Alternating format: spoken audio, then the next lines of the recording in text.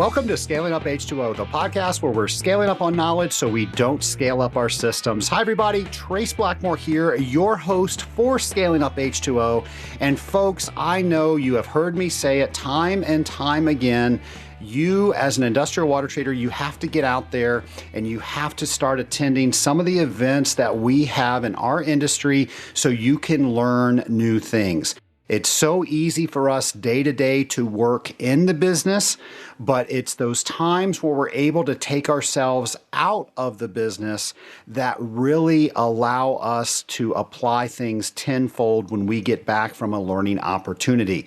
So when you have these opportunities to go to and learn, that's only 50% of what you can get from those events. Of course, the other 50% are the people that you are going to meet that can help you with your career. Now, think about that. How many times can you go somewhere and talk with somebody who understands exactly what you are talking about? They understand your day-to-day because they have the same day-to-day. Folks, get out there and meet those people. Then you can exchange information and they can actually hold you accountable for goals that you want to set and vice versa. It's also a great way, especially if you're going to a big convention and you can't go to every topic that they're discussing, you can now multiply your efforts by working with somebody else, and now you can compare notes. That is such a great tip that somebody taught me years ago, and every convention that I go to, I use that one. But I also know that there are people out there that are just terrified of hearing me say, go out there and meet strangers. Trace, they're strangers for a reason. They're strange. We don't want to meet them. Well, no, they're just like you. And chances are they're probably as nervous as you are about meeting you. And I tell you, when you get out there and you start meeting people and you start building your network, it is amazing at how much better you become, because now you have other people that you can ask questions to. But you have to start at the same point. You have to go up and you have to introduce yourself. Now, I will share with the Scaling Up Nation that is something that was very difficult for me. It was very difficult for me to go into a very loud, crowded room where everybody seemed to know each other, and then for me to go and introduce myself. When I take assessment tests, I always come up introverted. Now, when I discuss my assessment test with somebody else, they always say, are you crazy? I would never describe you as introverted.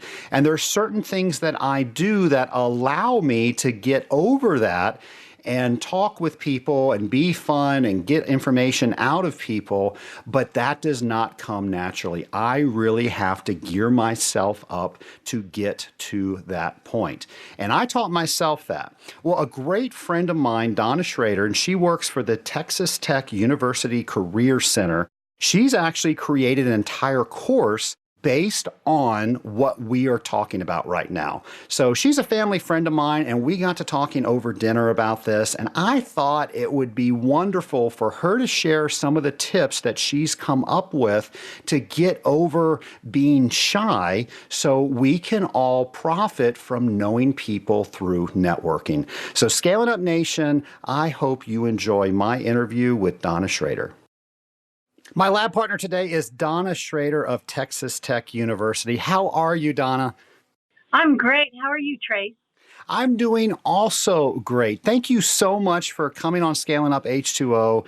And I want to share with the audience a conversation that you and I shared at an event that you and I are both introverts.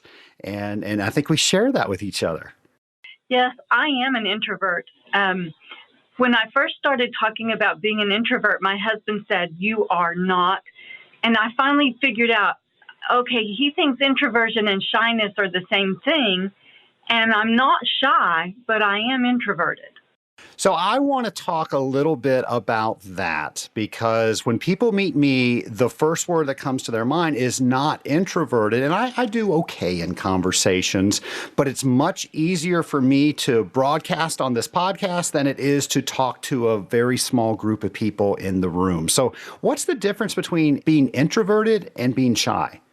Well, introverted people get their energy from being alone or being with one other person, where extroverts get their energy from being with lots of people. They like crowds, they like noise, they like, things like concerts and parties.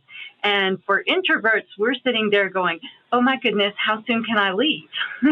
Because this zaps my energy rather than energizing me. Now, shyness is something entirely different. It is a fear of social interaction. And there are ways to overcome being shy. I'm not an expert, but there are ways that you can practice to overcome shyness. Introversion is something that you either are or you aren't. I know that nowadays people talk about being on a continuum, and sometimes you're an introvert and sometimes you're an extrovert. And I do recognize that it's easier for me in my office with working with the students that I do at the Career Center, that I am much more extroverted in those situations. But it's because I know what I'm talking about. Now, we were speaking earlier that you came up with basically a webinar to teach some of your students how to network better, how to at least get in the room and have these conversations. Do you mind telling us a little bit about the process you went through and why you created that? Well, my webinar for the students is called Networking Confessions of an Introvert. And I am an introvert, and I confess all of the things that I did wrong through my career that I want them to learn not to do. So I'm saying, I would skip the networking event because I walked by and the room was crowded and noisy. And then I tell them, give them suggestions for how to manage that noisy, crowded room. I could never think of things to ask people or talk about. So I give them ways to think about, what do you want to know? How do you ask those questions? How do you start a conversation? So it's concrete information that will help them hopefully learn to network much sooner than I learned to network. Well, I encourage people all the time on this show when they go to a training seminar or a convention or something like that to get out there and to not just learn the material sitting in the seats, but to go to the minglers. And is that the right word? Do you say minglers? Is that how you say that? I'm not really sure. I urge people to mingle. A lot of times they'll call it a cocktail hour. The kinds of networking events I go to, generally, there's not a lot of alcohol, but, other places there may be. So they could call it a cocktail party. They might even call it a meet and greet or a networking event. So there's lots of different ways to describe it. But the action is always the same. You're walking into a room to talk to people. Right. And when you do that, you now get to meet somebody that you didn't know before, and they might be able to help you in your career, or they might know somebody that knows somebody. So it's so important to network. Well, I think it helps with professional success. It opens lines of communication that you might not ever have opened before if you didn't walk up and start a conversation. And, you don't have to make this conversation last for hours. It only has to last for a few minutes to be productive. Well, let's go through some of the things that you teach your students. So you encourage them to network. You make sure that they're out there meeting people and people are out there meeting them. But one of the things that you talk about in your presentation that I can relate to so much is I can remember faces. I don't have an issue with that. but I have such a big issue with remembering names. And I have had somebody come up to me before where I've said, "Oh, it's so nice to meet you." And they said, "You've met me 3 times before." And that just obliterated me. So now I'm terrified that I'm going to forget people's names. Do you have any tips for that? Well, yes. One of mine is that I've had to learn the hard way is just ask. I'm sorry, I don't remember your name. Can you remind me? And I meet students all the time. And, I'm thinking this is the first time I've ever seen them.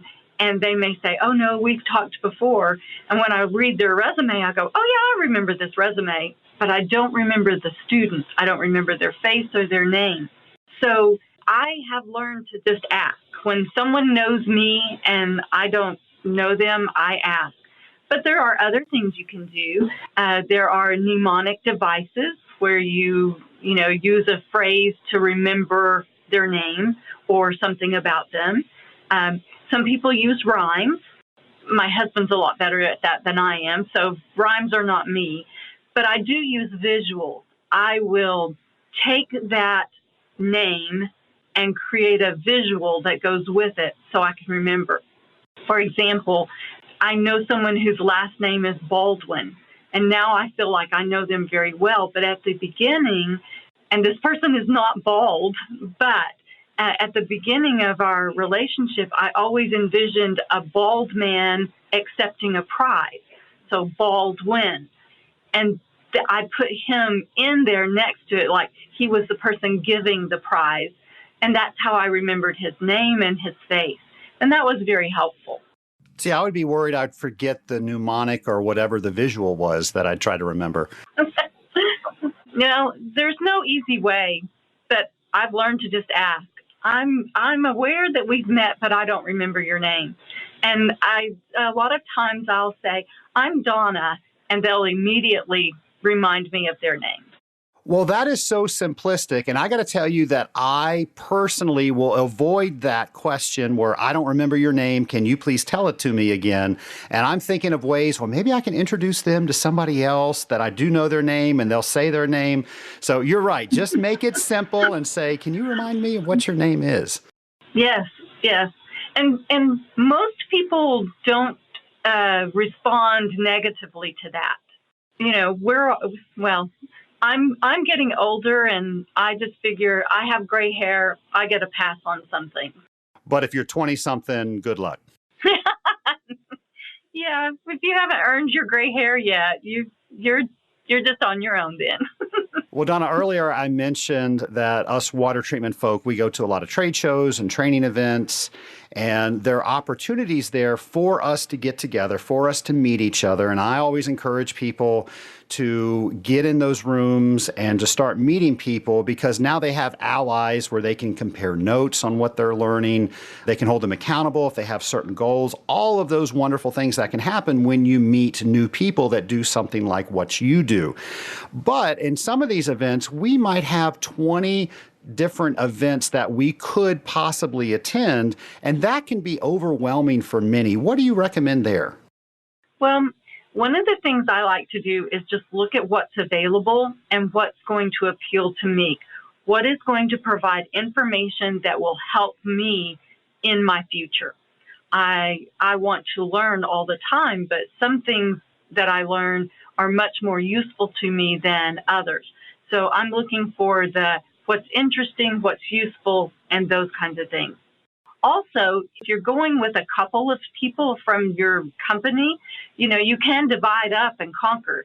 So, one goes to one thing, one goes to another, and then everybody comes back and talks about it. And so that can be a good way to handle that. But choose what's going to make what is going to be most productive for you. If you're going to a conference, you're spending time and effort and money, and what's going to be the most rewarding for you. Now, most likely you might go to a conference with people you already know, and they might invite you to several different events that you can attend. Now, in using what you just said, let's say instead of going to 10, I'm going to go to 3, but 4 people invited me to different ones. How do I make sure I don't let that last person down? Well, and you can be honest. I think one of the most important things is to be able to say no politely. Okay. I'm sorry, I've already made a commitment for that time or that day, whatever it is. But no is a complete sentence, and it can be said politely, and then you move on to something else. I hope it goes well for you. Thank you for the invitation, whatever it is. And then you move on either in the conversation or, excuse me, I need to go now or whatever. Donna, why are people so afraid, or maybe I should say, why are some people so afraid of attending networking events? Is there a psychology behind that? Well, yes, I'm sure there is. I read a lot of books in order to put this webinar together, and I found a lot of good information about that. But a lot of times it's simply that with being an introvert, we're zapped. We're not energized by big crowds and loud noises and things like that. We're not. Where an extrovert is going to go into that crowded, noisy place and immediately feel, energized and enthusiastic. Introverts aren't going to feel that way. And so one of the things that I tell people is when you're confronted with that big, loud, noisy room that you're walking by thinking everybody in there knows everybody else and I'm the only stranger. Understand that you're not the only stranger, and that while there are groups of people who know each other well and there's lots of noise and talking going on, everybody doesn't know everybody else. So when I'm suggesting that you walk into that room, I had a colleague who said, oh, what I do is I walk in and I stick to the edges of the room. I walk around the edges of the room. And he said, there's always going to be one person at least who's standing alone. And that's the person that I gravitate to. And so you start a conversation with somebody who's standing alone, who is probably so grateful that you came and talked to them, so they didn't have to start the conversation. So that's one way that you get started.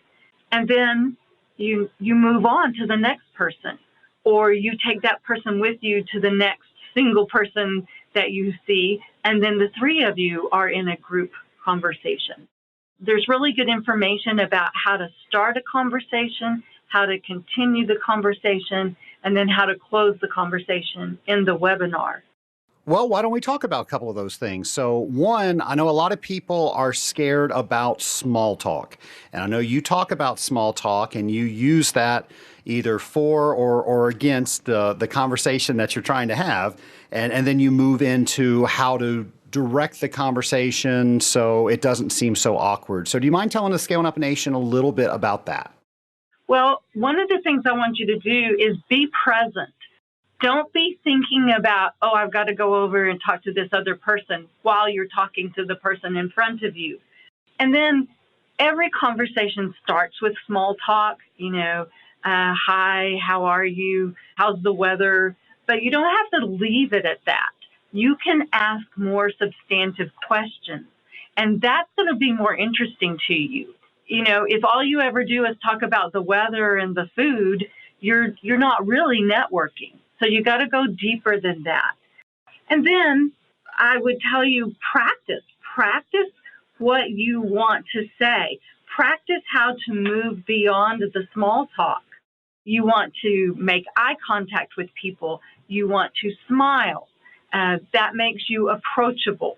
If you're standing there with a blank face and you're not making eye contact and you've got your arms crossed across your chest, then you're not approachable and nobody wants to come and talk to you.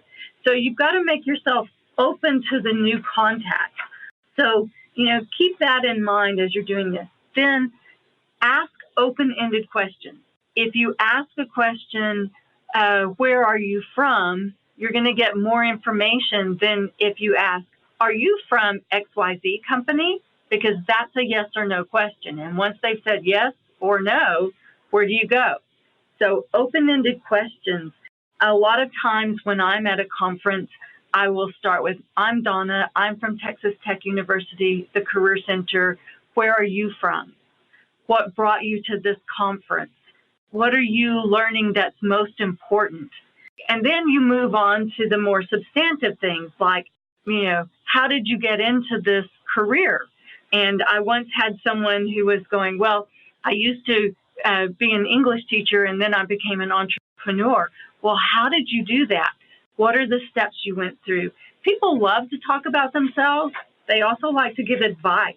So those are great ways to ask questions and then express interest.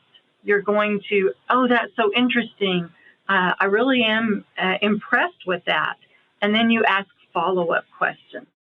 Donna, do you have those questions pre-planned before you go to the networking event?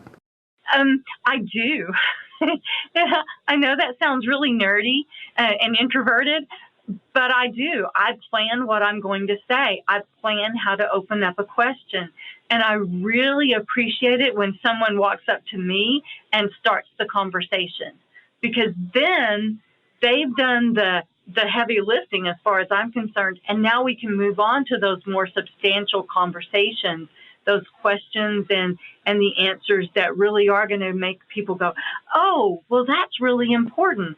I want to know more about that. And let's talk offline. Let's continue this conversation by email or by phone after the conference. And that happens a lot. You were telling me earlier that you normally set goals where you say, these are the few things that I want to get done. And once I accomplish those, I'm free to go if I decide to. Do you mind sharing those with us? Oh, I don't mind at all. I set goals for myself. I'm going to exchange 3 business cards with someone. So that means there are people in there that maybe I've already met. I've already exchanged business cards with them.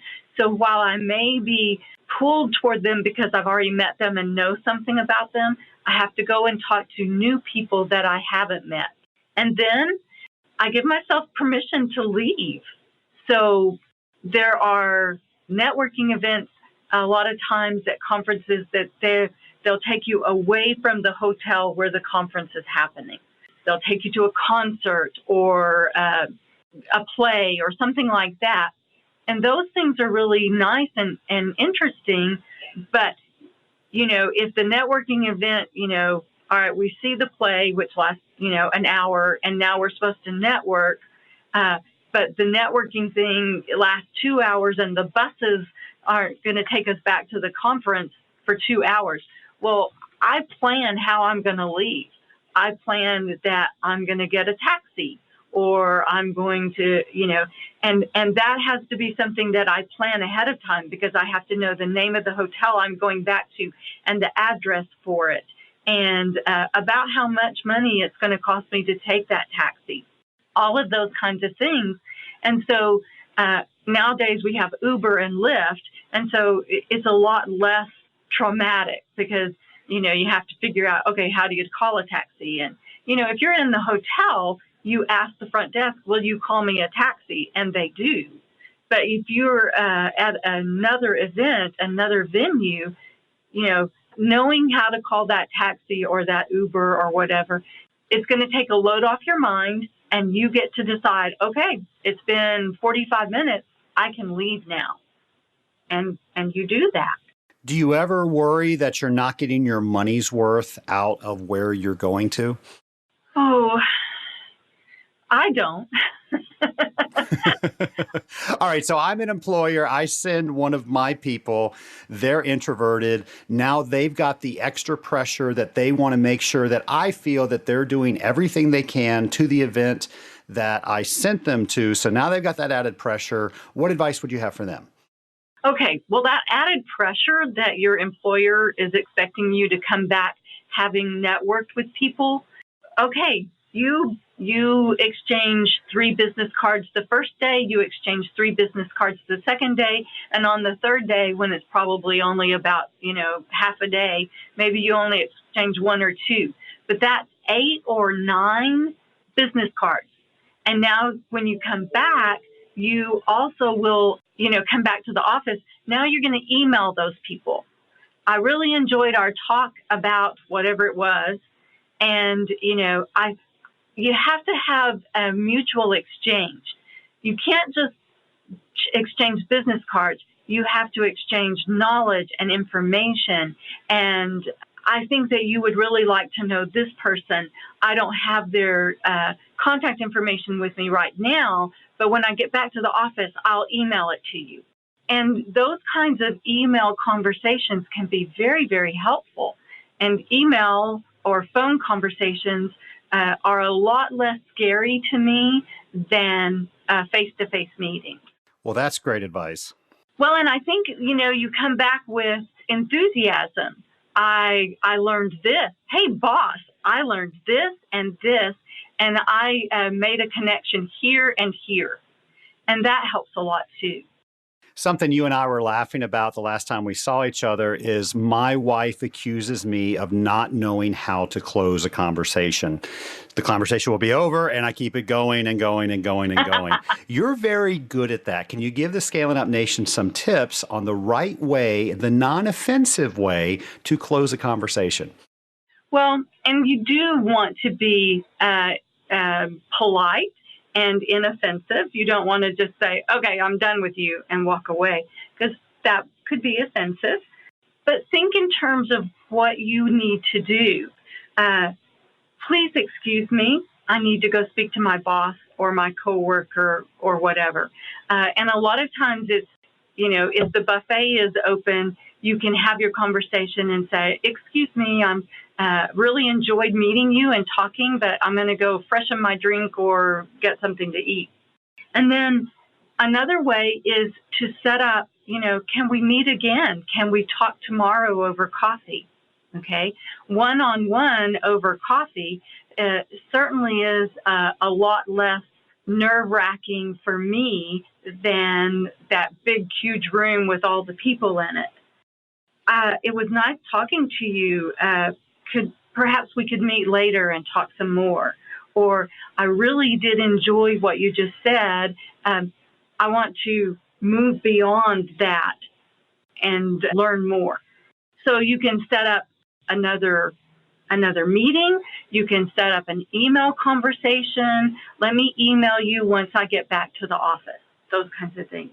But what you don't want to do is make the other person feel that they are inconsequential or that they're just one more box you had to check off. and it requires practice. You're going to need to practice those things. That's a great point. You told me something that I was very surprised, and I want to explore with you a little bit. You said one of the best ways to get over your fear of going to an event or speaking to people at an event is to actually plan the event yourself. And that just blows my mind. Can you talk a little bit around that and how that's actually helpful? Well, what I suggest is not planning that huge networking event, but to plan that smaller networking event. You choose a smaller room, a conference room, a small meeting room, whatever it is, and you're in charge. You're in charge of who gets invited. You're in charge of how long it lasts. You're in charge of the coffee, the juice, the bagels, or whatever that gets served. So you are making those decisions, and, you're the host. You greet people. So you've invited them. You have a reason for inviting them. Maybe you want these 3 people to meet the other 3 people that you invited. And you're the one who's making sure that everybody's talking. Maybe there's a specific subject that you want everybody to talk about or a question you want them to explore. But being in charge, you get to decide when it's over. And that's wonderful because we're going to meet for 30 minutes or an hour, and then everybody's going to disperse, and we'll talk by email and by phone again. We'll continue the conversation that way. It's different from going to a conference where the evening networking starts at, 6 o'clock and, goes into, then we're going to have dinner, everybody goes to dinner together, and those kinds of things. Those were the things that made me go up to my room and order room service because I could not fathom being with all of those people for 3 or 4 hours without a way to escape. And, if you're in charge, you've already got your escape planned. I will tell you from my own experience, having a task like you were saying earlier, or being the host or being responsible for something, that takes my mind off all those little small things that we tend to worry about. And my issue isn't really, being so introverted and being so shy that I can't go to those events, but it's hard for me to get started. Once I get started, I'm fine, but it does take that extra effort to get out there and to meet that first person and to then go around the room and make sure that I'm meeting other people. So I want to ask you, there's a lot that we've talked about here today, all helpful. If somebody just joined in right now and they could just hear one piece of this interview, what's the one thing that you want to make sure that the Scaling Up Nation leaves with? Oh, wow, that's a really, really good question. I think the one thing that everyone needs to know about networking is that you are not expected to walk in that room and meet every person in that room. That you can meet two or three genuine conversations and connections is so much better than getting 50 business cards, but not remembering any of those people or why they were important or if they're important to you. So I would say the most important thing is recognizing that making two or three real, genuine connections is so much more important than meeting lots of people. That's great advice. And I also have to say, great advice you said earlier was to have a plan to reconnect with those people when you got home, to send that email, to make that phone call, because now the conversation's still fresh. They're going to remember you, and you might have that long-lasting relationship that you wouldn't had you not gotten back with them. Yeah, and that is so important. Well, Donna, thank you so much for coming on and sharing some of the things that you've learned that have worked so well for you, so well that you actually teach it to others. But I actually have a couple of lightning round questions for you, so I'm not quite done with you yet if you're ready. Okay. All right. So now I think you know me well enough that I'm this huge Back to the Future fan. I have a flux capacitor in my car. I think you've seen that. Yes. So now we are going to get in the car. We're going to set the flux capacitor and the time circuits back to your very first day where you went to your first networking event. You see yourself standing over there, probably on the outside of the room, over there in the corner. You now walk over to yourself. What advice do you give? Oh, it's okay. You're going to be fine. You don't have to meet every one of these people. And in 10 minutes, you can leave and go up to your room. There you go. Now, I know in you creating this presentation, you've read a lot of books around this. What are some of the books that deal with this topic? Oh, well, Susan Cain is an author that I would recommend. She's written several books about introversion. Jen Graneman, her book is called Secret Lives of Introverts. The Introvert's Guide to Professional Success is by Joyce Sheldman. Those are really good books. There are a lot of really good books out there. So choose something that appeals to you if you want to read and get more information. Don't have to read every one of these. And I'm sure that there are more books out there that are equally good. I just haven't read them. I'll make sure to put those on my show notes page. Now, Hollywood's going to hear about you. They're going to want to make a movie about Donna Srader. Who plays Donna? Oh, my goodness. Well, no one knows this, but I'm 4'11", so I always wanted Brooke Shields to play me because she's not 4'11". She's over 6 feet, isn't she? Yeah. There you go. That's me. I see myself as being, a 6'5" Amazon woman with a spear. So that's how I see myself. Well, why not? You should see yourself that way. And I actually see you right now wearing your T-shirt that you like to wear to some of these networking events. And do you mind sharing with the Scaling Up Nation what that T-shirt says? It says, "I'd love to stay and chat, but I'm lying." So we'll have to make sure to get that in an extra tall when Brooke plays you. There you go. So my last question is, you now have the ability to speak with anybody throughout history. Who would it be with and why? I think I would really, really like to go back and talk to Eleanor Roosevelt. She was a woman who was not naturally extroverted, but she had passionate causes, and those causes made her willing to put herself out there. And she didn't really want to be in politics, and she didn't really want to be married to a president, but that's what she got, and she made the most of it. Well, Donna, thank you so much for coming on Scaling Up H2O. I know that you are helping people because I've seen people on the outskirts of the room. I have been one of those people, and the tips that you shared with us today certainly would have helped me, and I know they're going to help other people. So thank you so much for that. Oh, you're welcome. Thank you for the opportunity. This has been great.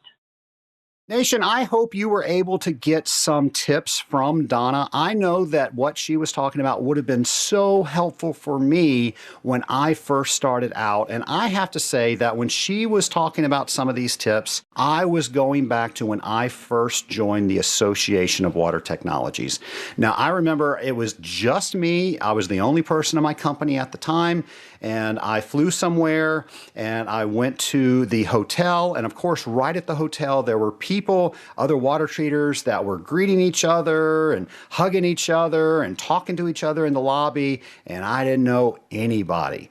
So I felt like I was the only person in there that was alone. So I went through most of the convention feeling that way. And it was very difficult because I had that feeling to get out there and introduce myself to people, but I forced myself to do it. We had some opportunities for us to network, and I got to tell you, the first night, I was very overwhelmed, and I decided that I was going to go back to my room and do room service. And then later I thought, you know what, I'm really missing an opportunity here. Tomorrow, or actually it was the following week, I would be back in the field servicing and talking with customers. I would be working in the business. And this was my opportunity to work on my business, to work on me. And the next night, I forced myself to go into that crowded, loud room, and I started talking with people. Well, I made myself do that at each and every function, and I started to get to know people. And then when I came back to the AWT convention the following year, I knew people, and I then gravitated to those people, and they said, "Hey, it's so good to see you. Let me introduce you to somebody else." And I kept doing that and kept doing that. And eventually I became involved. And with any organization, when you start to do something, at least with me, it took the pressure off the fact that I didn't know a lot of people. I was actually doing something for a lot of people, and that created the experience where people would actually come up and introduce themselves to me. Well, then I became the Association of Water Technologies president in 2012, and everybody knew me because every analyst magazine that came out had my picture in it. And people would come up and start talking to me as if we had already met. And that's where the experience happened that I shared with Donna.